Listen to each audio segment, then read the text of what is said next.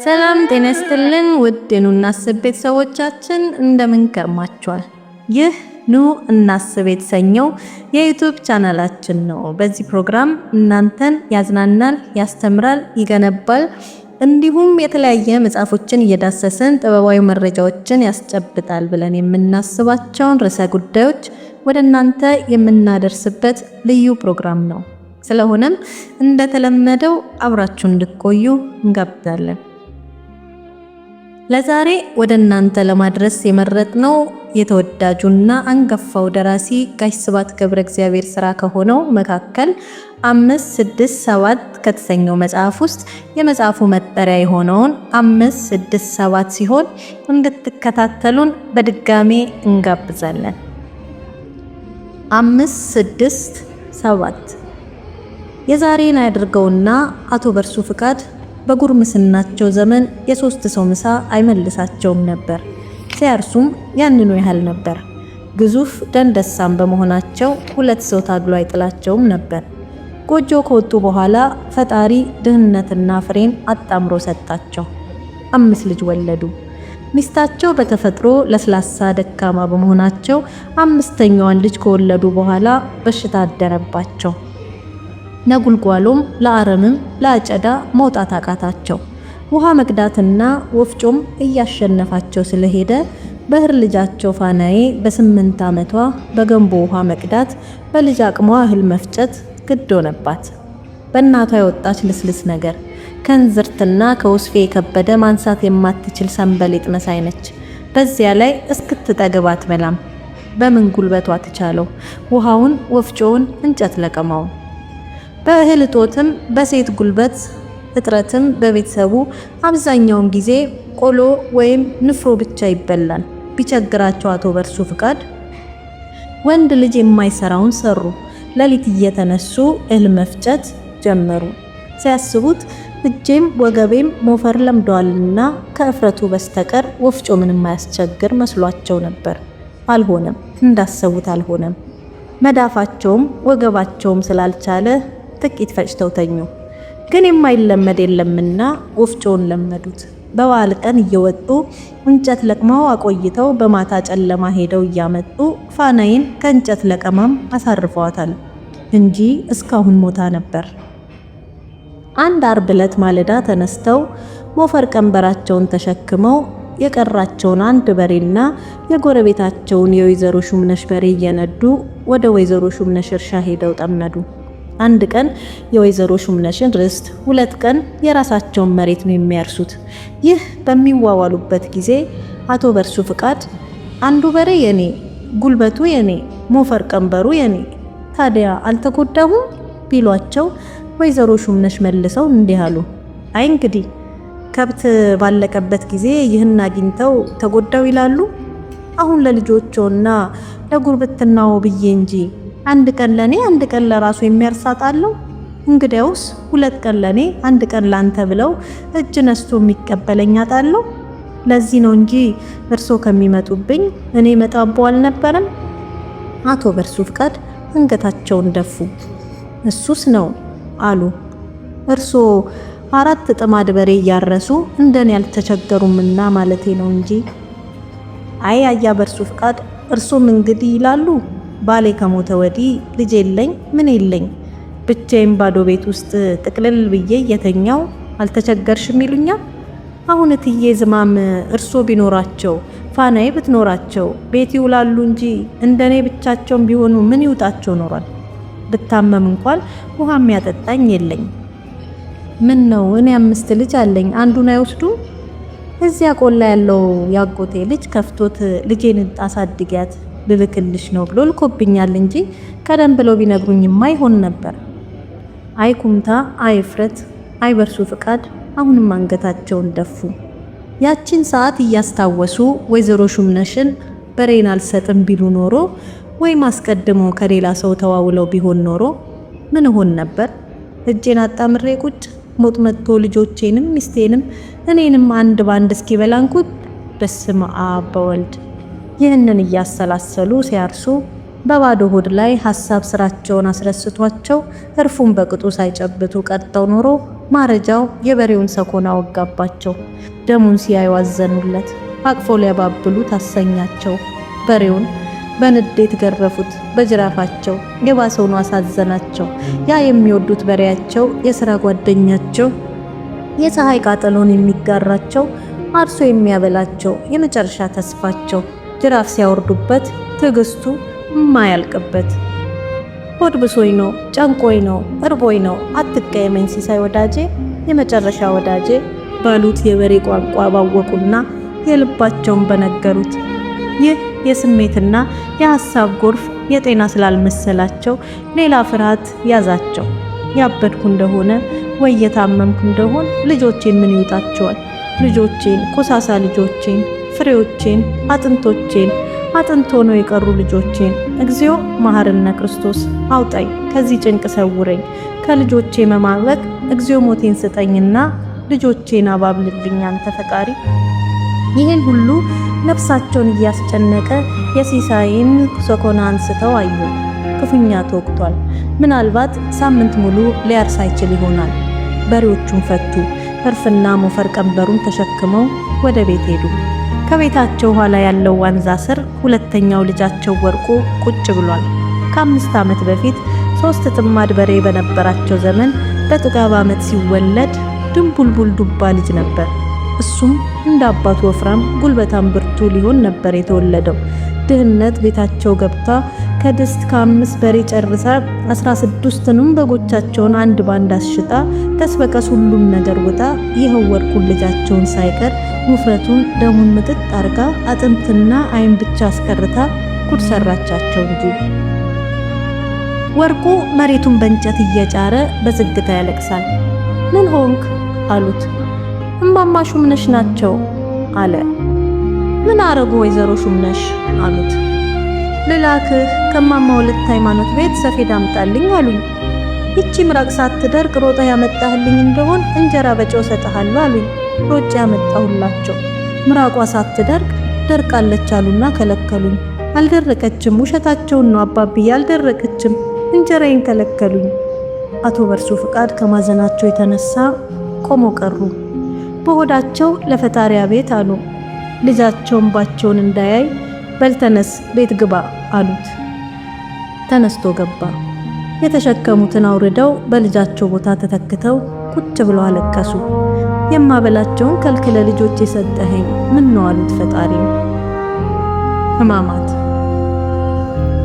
አባ ወልደ ማርያም ንስሐ ሲሰሙ ውለው 9 ሰዓት አልፎ ህዝበ ክርስቲያን ወደ የቤቱ ሲሄድ ወደ ኋላ ቀርተው ለብቻቸው ሲጸልዩ ሲሰግዱ ቆይተው ወደ 11 ሰዓት ላይ ቆሎ ለመቅመስ ከቤተ ክርስቲያኑ ወጥተው በመቃብሩ በኩል ሲያልፉ አዩት። ራቁትን ባርኔጣ አርጎ መቃብር ድንጋይ ላይ ወጥቶ ሲቆም ፊቱ ወደዚያ ነው። ረጅም 40 ቅልጥም ቀጭን እንደ ጅማት እንደሚሰብክ መምህር እጆቹን ዘርግቶ በልዝብ ድምጽ እንዲህ አለ። 5 6 7 ስሙኝ ስሙኝ እናንተ ሙታን ልንገራችሁ የማይነገር ለሕያዋን ከወዲያኛው ሀገር ሰይጣንን አይታችሁታል? አላያችሁትም? እዚህ ትታችሁት ሄዳችሁ እዚያ እንዴት ታገኙታላችሁ? እዚሁ ነው ከኛ ጋር ይኖራል። 5 6 7 ሰይጣን ማለት ጎተራ ነው፣ ስልቻ ነው፣ የማይሞላ ጉድ ነው። ሰይጣን ማለት ሆድ ነው። 5 6 7 5 ልጅ 2 እናት አባት። ሰይጣን ከእባብ ተዋሃደ፣ ሔዋንን አሳተ። ከዕፀ በለስ ተዋሃደ፣ ለልጆቹ አተረፈ። ሰይጣን ሲኦል ወረደ ማለት ወደ ሆድ ወረደ ማለት ነው። ከዚያማ ጨለማ ውስጥ ቁጭ ብሎ ይገዛን ያሰግደን ጀመረ። 5 6 7 ቀኑን ሙሉ ስንሰራ ስንለፋ ስንዋሽ ስናስመስል ለምን? ለእንጀራ። ለማን? ለሰይጣን። ሆድ ሆድ ሆድ ይሄ ጎተራ ይሄ ጨለማ የሰይጣን መኖሪያ። ሰው ከተወለደ እስኪሞት ተራራ ያህል እህል ይበላል። አይሞላ ታዲያ ያ ሆድ ያ ጉድ አይሞላም። ሰይጣን ነው።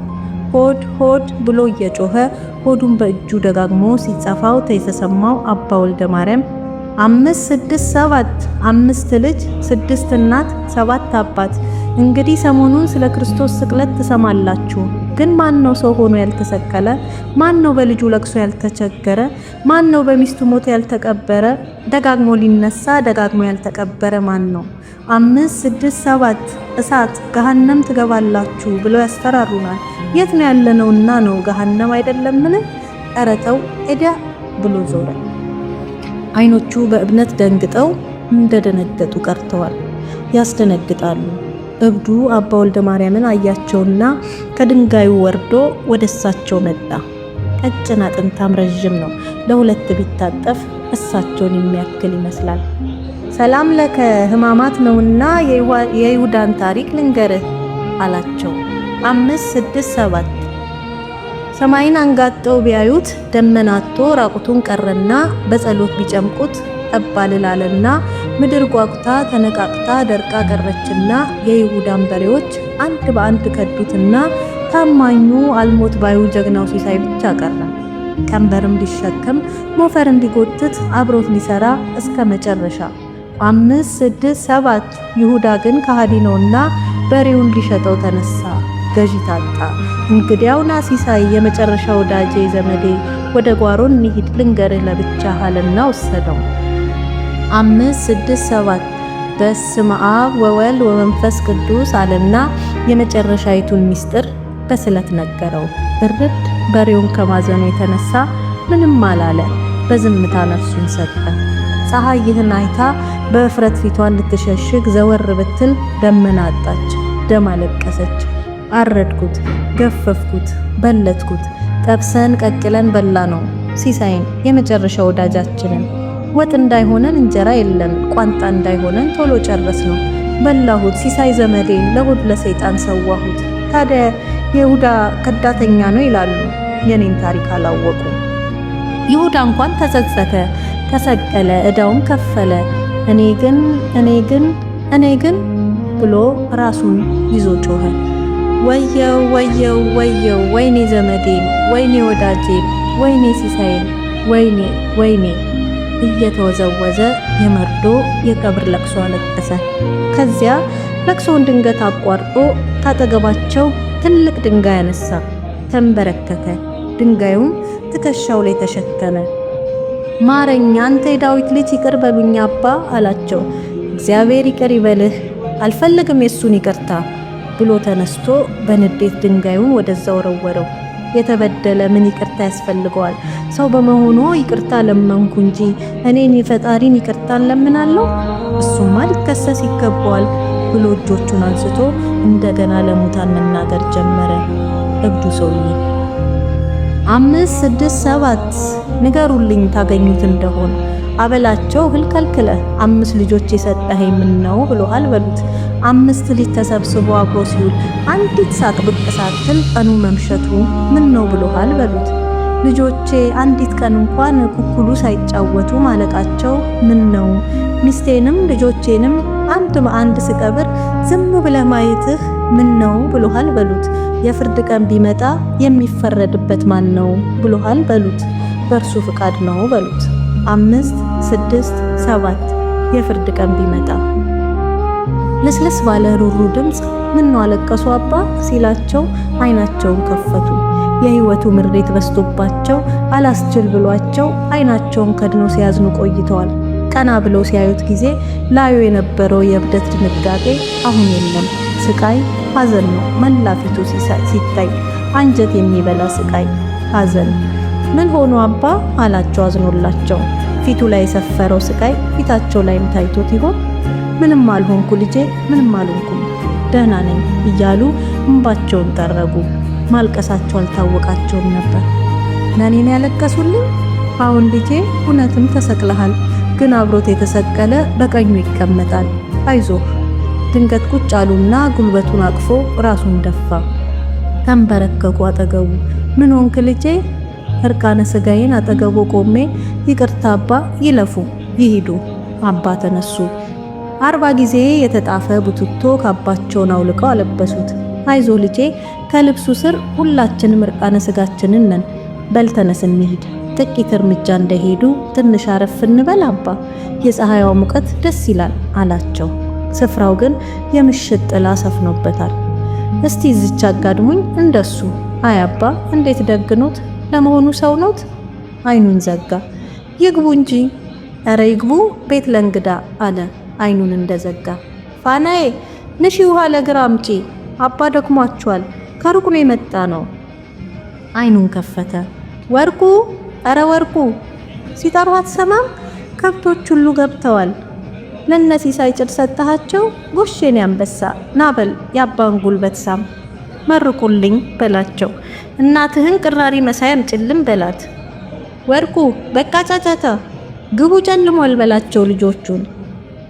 ህልም ይፈታሉ አባ። ኧረ የገብርኤል ያለ ምንኛ ክፉ ህልም አሳየኝ። ረሃብ ገብቶ ያለኝን ጨርሼ ሁሉ ሞቶ ብቻዬን ቀርቼ፣ ረሃብ መቼስ ጥጋም ማለት ነው። ሰው ሲሞት ደስ ይለዋል ማለት ነው። ግን እርሶ ምን ይመስሎታል? እንዲህ አይነት ህልም። ሰውየው በዚያው ቀረ። በእርሱ ፍቃድ አለፈለት፣ አረፈ።